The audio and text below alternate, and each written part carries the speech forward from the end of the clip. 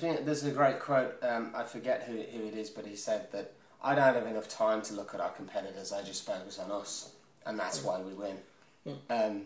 Providing you've got... Well, it's an interesting one, sorry to interrupt, but I think the key is there was a fantastic... It is providing you've got personal radar that fits.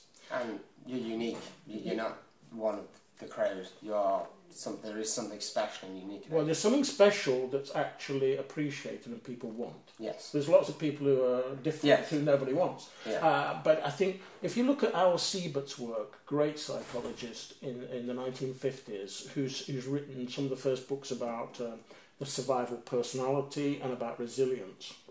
And Al Siebert was fantastic. He went and studied the Marines and the Green Berets and said, well, I tried to find the people who'd survived massacres.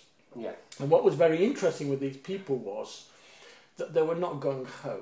Yeah. But what was interesting was they were constantly on scan. What do you mean by that? Well, they were scanning the situation. Yeah. Yes. And he called this idea personal radar. Yeah. Yeah. And personal radar, a person with personal radar, they seem to know what's going to happen before it happens. Yeah.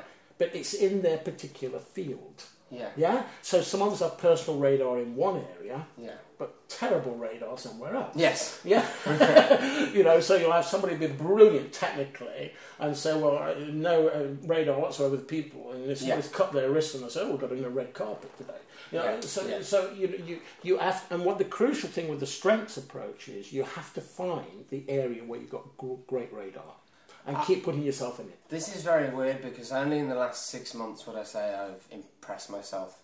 Like, I think the campaigns that I've come up with, and that is because I've been good at digital for a long time, but the knowledge of social sciences like the persuasion psychology, behavioural economics, social currency, they seem to have interconnected now, and only recently have I haven't had a name for it until recently, but radar for that, where I know I can go, if I do X and Y, this will be the result. And that's kind of been really exciting, but also kind of scary. Well, it's scary. Well, it's scary in the sense of knowing that now I have a duty to use it. Yeah. And you're talking about elite people and so on who are good at something. What they do is they have a fantastic duty to their talent.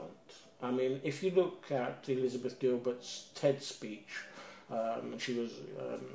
she was remarkable there because she tried to introduce people to the whole concept that the Greeks and Romans had, that genius is something we don't own, but we have a duty to it. Yeah. So all this whole stuff about self-promotion is totally alien. Yeah. Because if we're given a talent, it's a question of we have a duty to that talent. Yeah.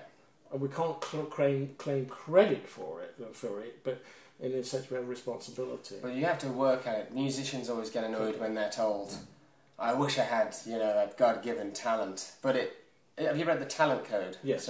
What do you think of that? Well, I think that a lot of these books like Talent Code or Goldmine or Bounce or whatever, they've got some really good ideas. And I think the crucial thing is that,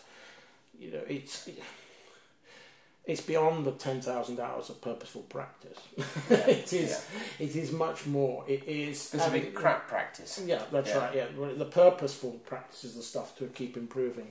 I think that what's interesting is if you look at Ari de Geese's work many years ago when he talked about peak performers have what's called a memory of the future.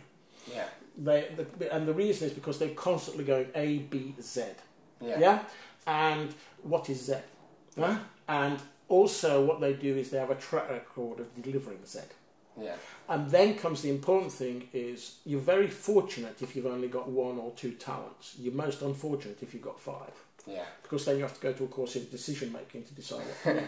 Yeah? Yeah. So I think it's about, and I think that all people are remarkably talented. Yeah. And I've been fortunate to be able to work with people and help them sometimes to find that talent. Yeah. And then to say, well, okay, how can I build on my strengths? How can I find sponsors who will pay me for it? And how can I deliver success? Yeah. And those people who do that, they have a great service ethic. I mean, which is something I learned from Alec Dixon and Community Service Volunteers is, it's the old saying, you'll most yourself when you forget yourself. It's in giving that we actually receive. Yeah. And it's about, if we're in the service business, if we're fortunate enough to be in that, our job is to help people to succeed. That's all it is. How we do it is up to I always view that as when we have clients, especially difficult ones, I always remember it's a privilege that we've got them as a client. That helps a lot.